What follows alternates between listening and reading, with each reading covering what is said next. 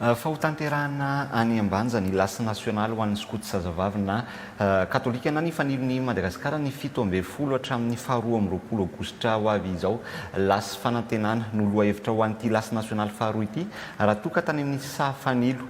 Sadabe no nanaovana ny lasy nasionaly voalohany tamin'ny taona 2022 plasy hatramin'ny 200 avy amin'ny lafivalin'ny nosy no andrasana amin'ny fotoana io izay isitrahan'ireo skoto zazavavy katolika fanabeazana ara-panahy, ara-batana sy ara-tsaina amin'ny alalan'ireo lasa maro samihafa efa milamina ny fikarakarana rehetra ny toerana anaovana izany lasy izany. Andeha arahantsika avy hatrany ny fanampim-panazavana. Ny lasa izay ataon'ny Fanilon'i Madagasikara moa dia misy ireo lasa maromaro izay ataony mandritra an'izay 5 andro feno moa ny lasy satria misy ny lasa izay hoe fampiarana ny zavatra efa niainana nandritry ny fotoana izay natao